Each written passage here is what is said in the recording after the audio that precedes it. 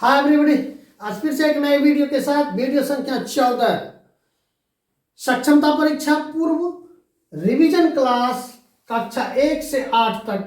Video संख्या 14 कक्षा चतुर्थ से हिंदी कॉम्पल से पाठ 15 से प्रारंभ। इससे पहले वर्ग चतुर्थ में वीडियो संख्या 14 तक हम आ चुके हैं और ये चतुर्थ क्लास में संभवतः ये अंतिम वीडियो होगा। और त्वरित रूप से हम पुनः वर्ग पंचम का हिंदी जो कॉम्पल है उसमें भी 3 वीडियो संभवतः उसमें भी समाहित कर देंगे। थोड़ा सा लग रहा होगा कि ये लेंदी प्रोसेस है, बट ख्याल रखेंगे कि हिंदी है, हिंदी में कहानी है। जब तक आप ना सुनेंगे फास्ट फॉरवर्डिंग करके सुन ले, और हम चाहते हैं पूरी तरह समाहित होने के लिए। हाँ, हिंदी से जो ही हम निकलेंगे वर्ग 5 से, तब प्रश्नोत्तरी की बार आ जाएगी और चलेंगे प्रश्नोत्तरी पर, भरपूर चलेंगे। तो चलते हैं पाठ की ओर। लेकिन आगे बढ़ने से पहले अगर अब तक चैनल को सब्सक्राइब नहीं किए हैं तो प्लीज सब्सक्राइब कर लें। आपका एक सब्सक्राइब मेरे लिए उत्साहवर्धक का काम करता है, तो प्लीज सब्सक्राइब कर लें। आइए चलते हैं पाठ 15 की ओर। 15 शूल पानी में आते हैं। ये शूल पानी क्या है, इसको कहानी तेजी से देख लें कि भगवान महावीर घूमते हुए आस्तिक नामक गांव में पहुंचे। वहां पे जब पहुंचे तो गांव वाले को जब सूचना मिली तो तेजी से आए और भीड़ की संख्या में, भीड़ के रूप में आ गए। भीड़ उमड़ गई और वहां पे एक तरह से जब हम देखते हैं कि समाज में साधु संत आते हैं तो उनको सुनने के लिए आते हैं, तो वही सुनने के लिए आए और वो वृक्ष के नीचे बैठे सबों को कथा सुनाए, अच्छी अच्छी बातें सुनाए, शिक्षाप्रद बातें जो भी हुई। उसके बाद कथा समाप्त हुई, धीरे धीरे सब अपने घर जाने लगे और सबों ने आग्रह किया कि आप यहाँ से चलें, क्योंकि यहाँ पे चूंकि जंगल एरिया है और यहाँ पर एक राक्षस है शूलपानी नामक राक्षस है, बहुत खतरनाक है, किसी को जिंदा ही नहीं छोड़ता है, तो प्लीज यहाँ से चलें। भगवान महावीर मुस्कुराए, बोले कोई नहीं, टेंशन मत लीजिए। आखिर में सभी ग्रामीण चले गए। बात वही हुई, रात हुई और वो शूलपानी आदतन वो पहुंच गया। शूलपानी जब आया भगवान महावीर के पास तो आदतन वही उनके पास एक नाग सांप था।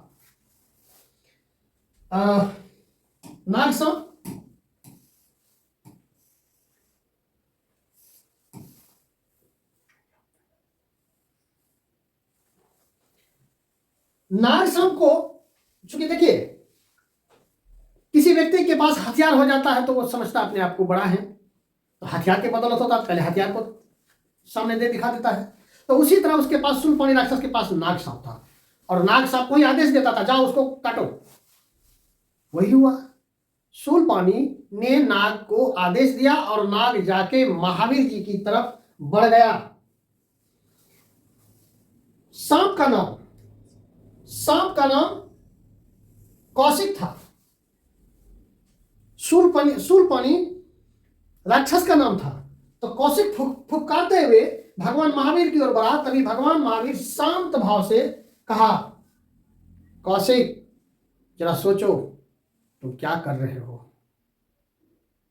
यह बात बोलनी थी, सांप शांत पड़ गया। जो काटने चला था शूलपानी के आदेश को पालन करने के लिए चला था और भगवान महावीर के एक आह्वान पर सिर्फ इतना ही बोले कि कौशिक क्या करने जा रहे हो तुम, और वो शांत पड़ गया। ऐसा करने से तुम्हें क्या मिलेगा।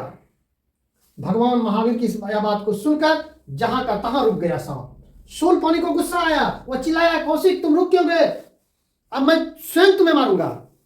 लेकिन शूलपानी निष्ठुर रहा, नाग अस्थिर हो गया। शूलपानी स्वयं से मारने के लिए आगे बढ़ा भगवान महावीर की ओर। लेकिन जैसे ही उसने भगवान महावीर पर आक्रमण करना चाहा, कौशिक नाग ने शूलपानी को डस लिया। यानी वो दुनिया को डसने चला था और जिसको आदेश दिया वही आके उसे डस गया।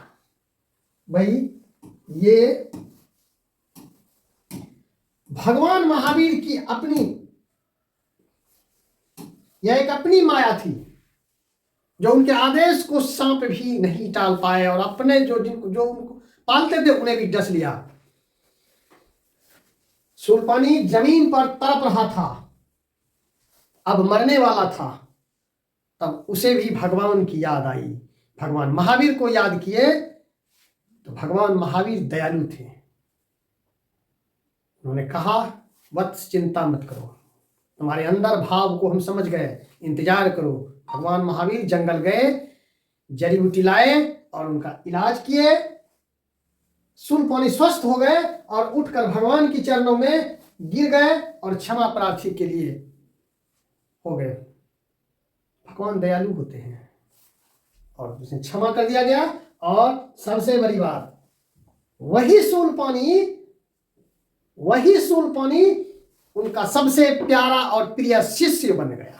एक राक्षस जो दुनिया के लिए हत्यारा था, लेकिन उसके नाग को भगवान महावीर अपना बना लिए और उनका चेला बन गए। शूलपाणी का जीवन बदल गया और पहले लोगों को सता था, शूलपाणी अब सहायता करने लगा। आइए इसमें शब्दार्थ देखते हैं, कुछ शब्दार्थ है, उसको देख लें। उपचार मतलब इलाज, आक्रमण, हमला, शूल, भाला, पानी, हाथ। इसमें देख लें, भगवान महावीर सुबह ही आस्तिक गांव पहुंचे थे। नहीं भाई, वो शाम में पहुंचे थे चलते हुए। राक्षस अपने हाथों में शूल नामक हथियार रखता था। हाँ, आस्तिक ग्राम गंडक नदी के किनारे बसा था।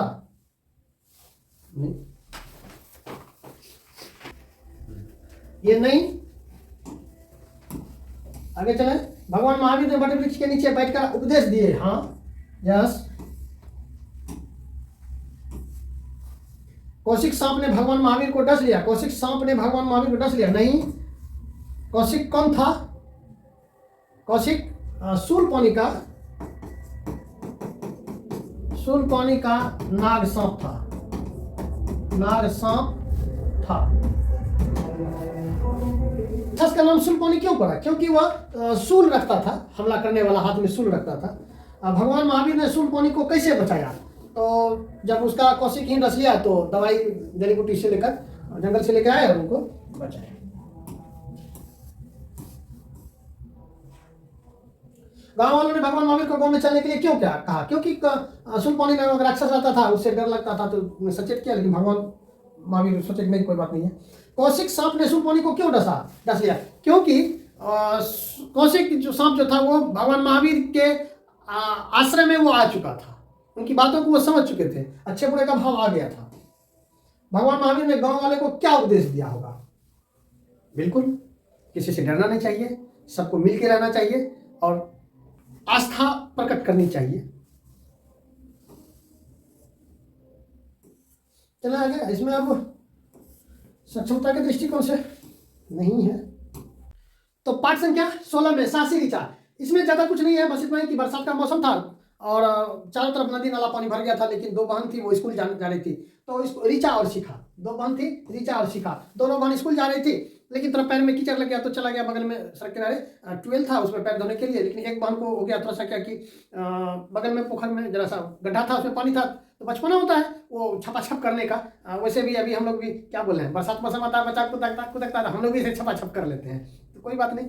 ये तो बच्चा था। तो इसमें जो है शिखा जो है मतलब कह रहा था तेजी से कीचड़ लग गया था, तो वो ट्यूबवेल के पास गई। ट्यूबवेल पर जाने के बाद वो गड्ढे में चली गई और पैर धोने के लिए वो फिसल गई। तब वहां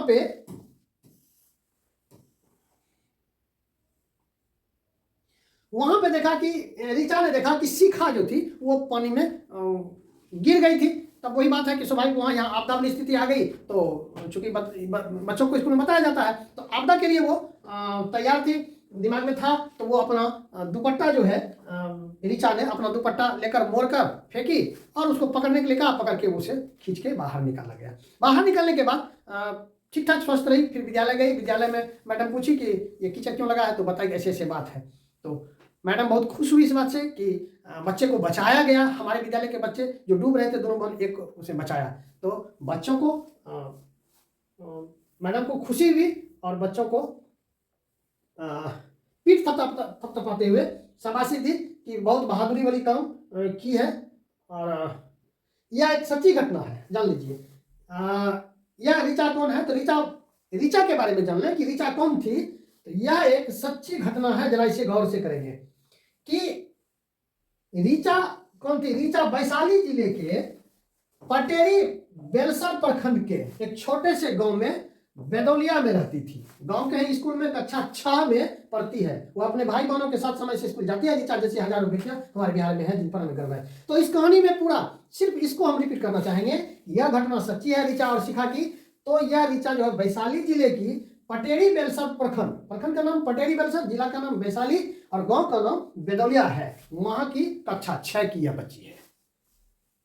बस इसे ख्याल में रखेंगे। बाकी इस चैप्टर में अब मेरे ख्याल से नहीं नजर आ रहा है। कहानी इतना ही, और चलें आगे देखें। नहीं, कोई प्रश्न नहीं इसमें। अब चलो चैप्टर नंबर 17, बल्ब। बल्ब की जब बात आती है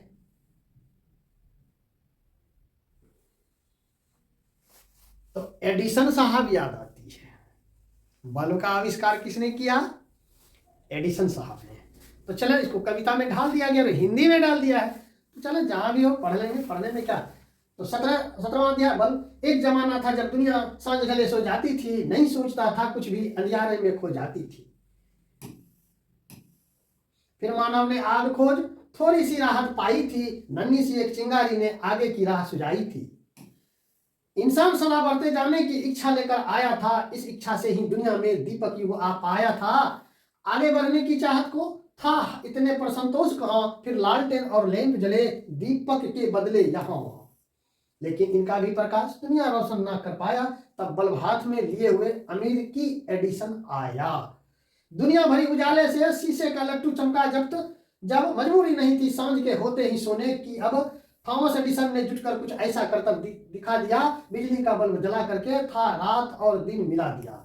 धन्य धन्य प्यारे एडिसन, धन्यवाद 100 बार, करता है बल्ब बिजली का जगमग यह संसार। एडिसन ने दुनिया को चकाचौंध किया। सवाल ये कि बल्ब का आविष्कार किसने किया? तो एडिसन ने। ये एडिसन कहां के निवासी थे? तो अमेरिकी। बस इतनी सी बात। आग का चिंगारी से रोशनी, फिर बिजली और बल्ब का आविष्कार, और आज दुनिया रोशन हो गई है। तो इसमें इतना ही, ज्यादा कुछ नहीं। 2-3 पॉइंट था, बस हो गया। अब प्रश्न देखते हैं इसमें, अगर कुछ बने तो।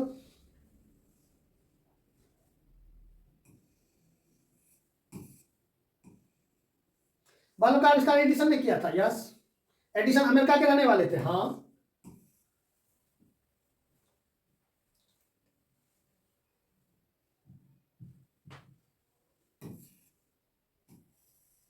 रोशनी के लिए सबसे पहले मानव ने आग खोजा। आप बताइए कि उसके बाद रोशनी के लिए किन किन चीजों की खोज हुई?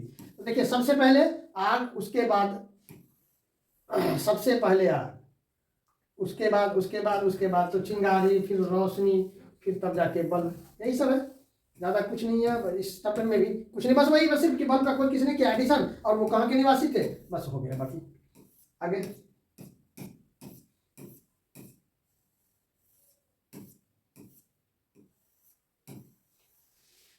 चला 18वां, पौना पहाड़, 18वां अध्याय।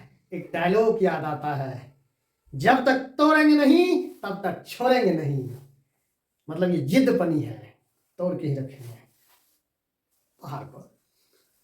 तो बना हुआ पहाड़, इसी में कह रहा है कि दशरथ माझी जो है वो एक तरह से यह प्रेम कहानी था कि पत्नी के प्रति अगाध प्रेम। शाहजहां का भी अपने पत्नी से प्रेम था, उनकी याद में ताजमहल बना दिया। मुमताज की याद में ताज, देखिए, मुमताज के याद में ताज, मुमताज और ताज महल बना दिया। ताज का महल प्यार की निशानी थी। तो यहां भी दशरथ माझी प्यार की निशानी में। अब इसमें कहानी कुछ ऐसा है कि दशरथ माझी जिले के एक गांव गहलोर में रहते थे।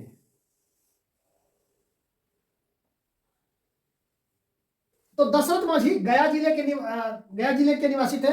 वो एक गांव है, गांव का नाम है गहलोर, याद रखेंगे। गया जिला, गांव का नाम गहलोर।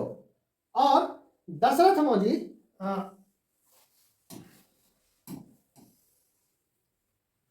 गया जिला में ही राजगीर की पर्वतमाला का एक भाग गया जिले तक फैला है। मैंने राजगीर का एक पर्वतमाला जो होता है, पर्वतमाला ये कि श्रृंखला होता है, कई पर्वतों का एक है, उसको पर्वतमाला कहा जाता है।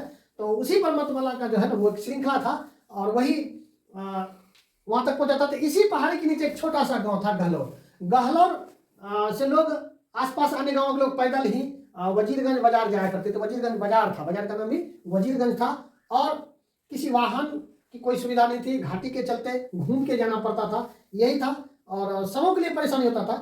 दशरथ मांझी ने घाटी के इस तंग रास्ते को चौड़ा करने का पक्का इरादा किया।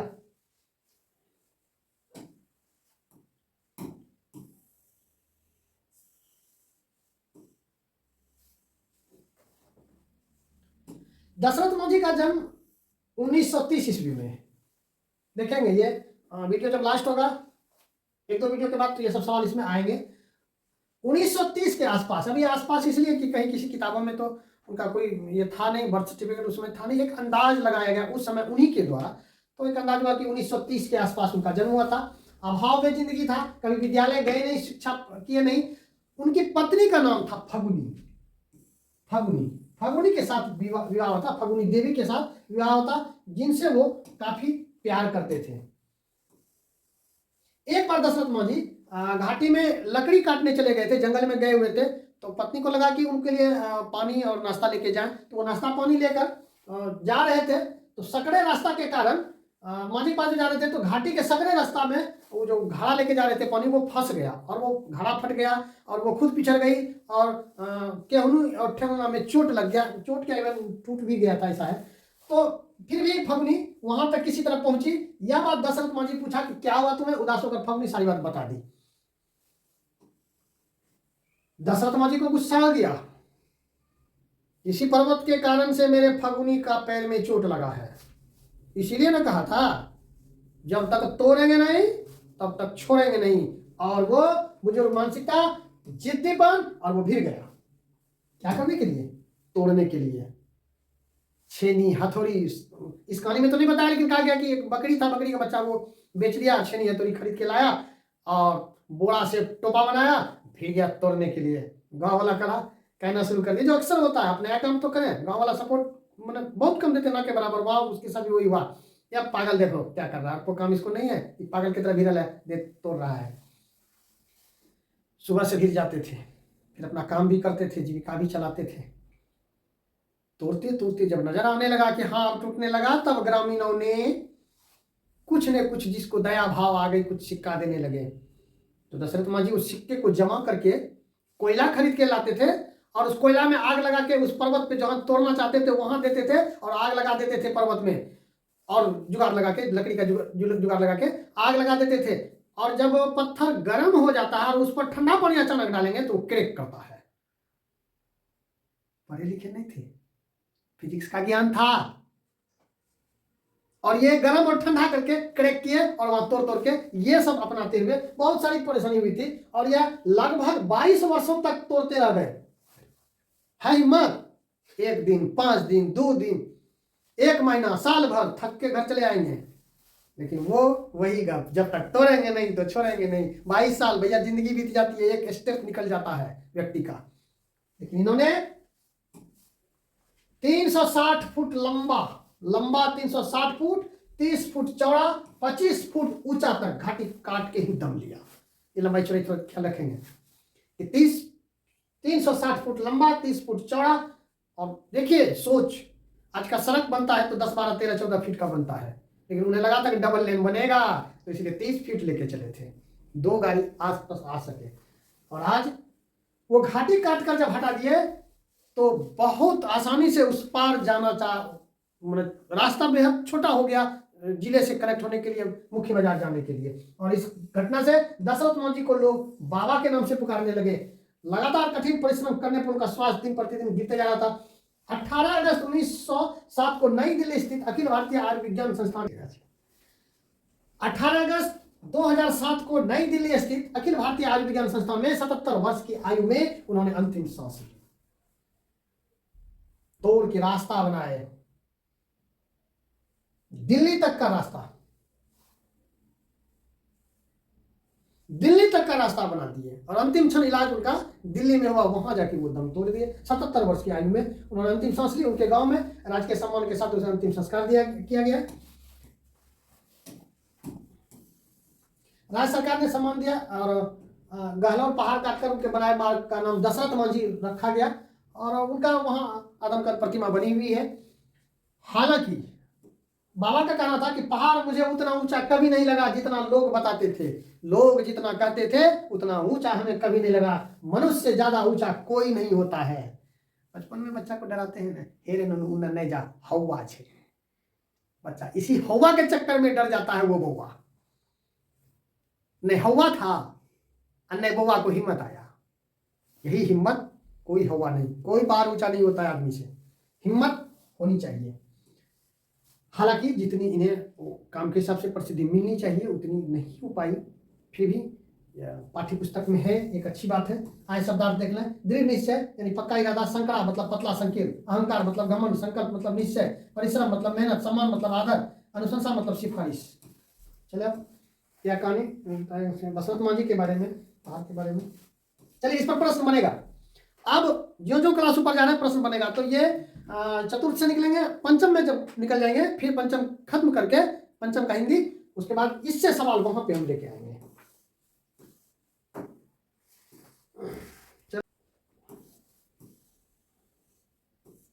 नहीं है सक्षमता के हिसाब से।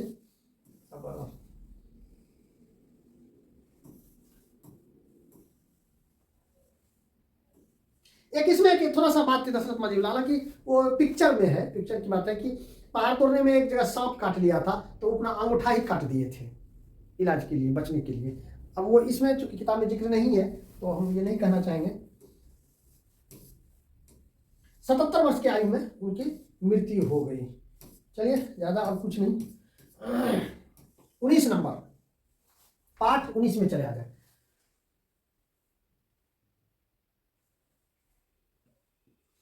सुबह सूरज की किरणें आती है, सारी कलियां खिल जाती है, अंधकार सब खो जाता है, सब जग सुंदर हो जाता है, चिड़ियां गाती है, मिलजुल कर बातें हैं उनके मीठे स्वर, ठंडी ठंडी हवा सुहानी चलती है जैसे मस्तानी, या प्रातः की सुख बेला है, धरती का सुख अलबेला है, नई ताजगी नई कहानी, नया जोश पाते हैं प्राणी, खो देते हैं आलस सारा और काम लगता है प्यारा, सबकी भली लगती है उनको मेहनत प्यारी लगती जिनको, मेहनत सबसे अच्छा गुण है, आलस बहुत बड़ा दुर्गुण है, अगर सुबह भी अलसा जाए तो क्या जग सुंदर हो पाए।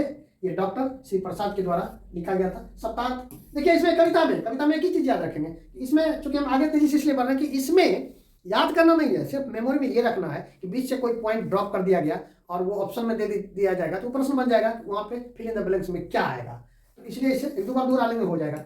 शब्दार्थ में स्वर, आवाज, अलबेला, अनोखा, दुर्गुण, खराब गुण, सुहानी, अच्छी भली, आगे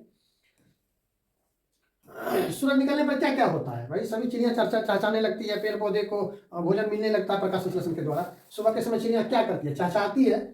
सुबह का समय लोगों को कैसा लगता है, अच्छा लगता है। ठीक है, इसमें सक्षमता के दृष्टिकोण से ढूंढना पड़ रहा है। संज्ञा सर्वनाम विशेषण, ठीक है, इसको हम अलग से व्याकरण में हम देख लेंगे।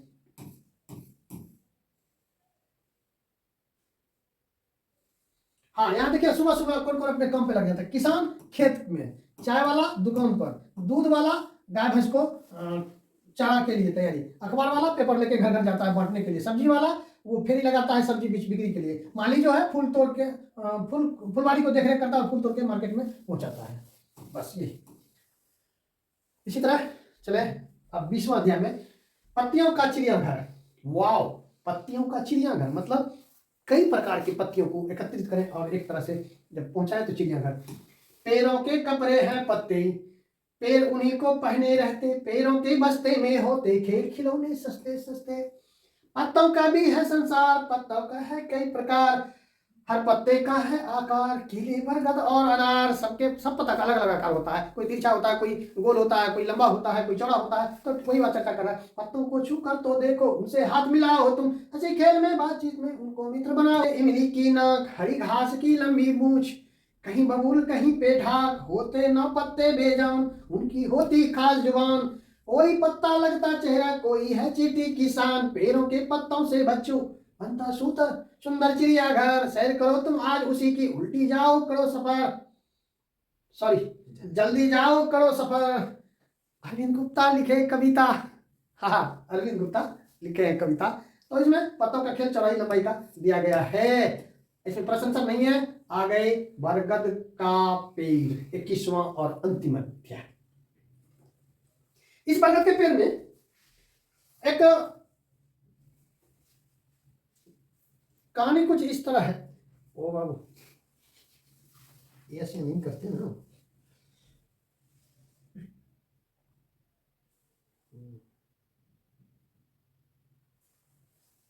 दिख रहा है? Yes sir.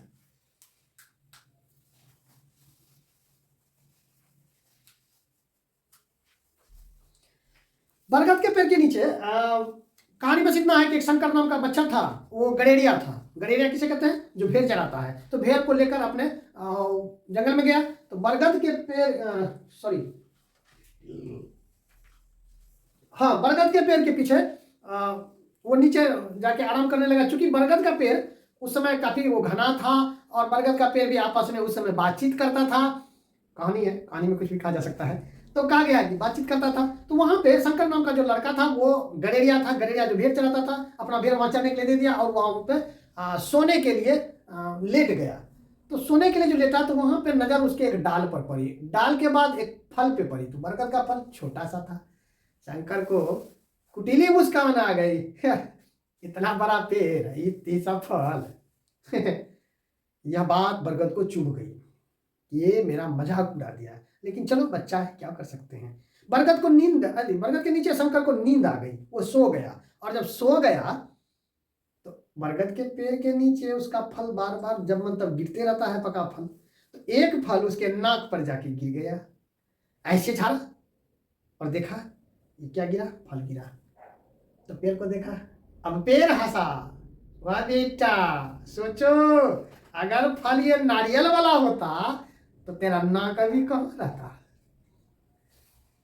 क्योंकि सिर पे गिरा था, सिर नाक, तो तेरा सिर कहाँ रहता? तरबूजा, खरबूजा की तरह फट जाता। तब बच्चे को समझ आई और पछतावा हुआ। फिर दोस्ती हुई और बातचीत उसमें हुई कि देखो, बहुत सारे जीव जंतु हमारे पर आके रहते हैं, आराम करते हैं। हमारे पत्ती में आते हैं, पत्ती खाते हैं। इल्लियां, इल्लियां जो तितली वगैरह जो बच्चे देती हैं, उस क्रम में इल्लियां क्रम आता है। आगे पर्यावरण वाला में इसमें चर्चा कर लेंगे। तो इल्लियां वो पत्ते खा के बड़ी होती है और वो तितली का रूप होता है। तो कई जीव आश्रित होते हैं। सोचो, एक ही जीव नहीं, तुम भी आश्रित हो। यहां तक कि वो पत्तियां, तितलियां और पत्ती जब गिरते हैं, सूखे पत्तियां जमीन पर, तो वहां भी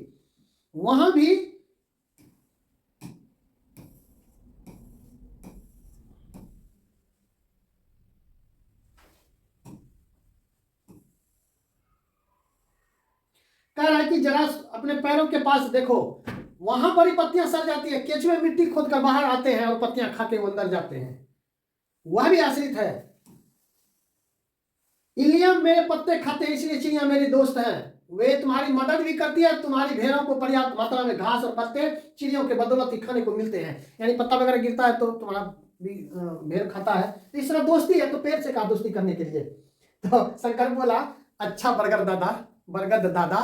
तो चूंकि देखने भारी बरगद था, तो बरगद दादा, तो आगे क्या? तो वही सब बताया कि पत्तियां, इलियां खाते हैं, मधुमक्खी वगैरह सब भी वहां उस पत्ते वृक्ष पर रहते हैं और अपना फायदा उठाते हैं। हाँ, अब मैं समझ रहा हूं, मैं आप पर जो हंसा था इसके लिए माफी चाहता हूं बरगद दादा। कोई बात नहीं। अच्छा, अब तुम अपने भेड़ को घर ले जाओ। शंकर भेड़ों को घर तरफ हकने लगा और सोचने लगा कि सचमुच हम एक दूसरे के बिना जिंदा नहीं रह सकते। ये कहना चाह रहा है कि पेड़ और व्यक्ति के बीच एक ऐसा कॉम्बिनेशन है कि एक दूसरे के बगैर कोई जी नहीं सकता है। पेड़ हमें भोजन देता है, पेड़ हमें शुद्ध ऑक्सीजन देता है, हम उसे कार्बन डाइऑक्साइड देते हैं, जल उपलब्ध कराते हैं, पेड़ लगाते हैं। एक दूसरे के बीच आश्रित रहता है। चले प्रयास अभ्यास में शंकर की इस बात पर हैरानी हुई, छोटे फल के कारण से। चल, बरगद की पत्तियां मोटी होती है, हाँ, ज्यादा मोटा नहीं, लेकिन केचुआ सारी पत्तियां खाते हैं। बिल्कुल शंकर के सिर पर टहनी गिरी नहीं, फल गिरा था। बरगद का पेड़ विशाल और मजबूत था। हाँ, बरगद के छोटे फलों को देखकर शंकर को हैरानी हुई। हाँ, शंकर ने बरगद से माफी मांगी। हाँ, चलो ठीक है, आगे इसमें देखते हैं। और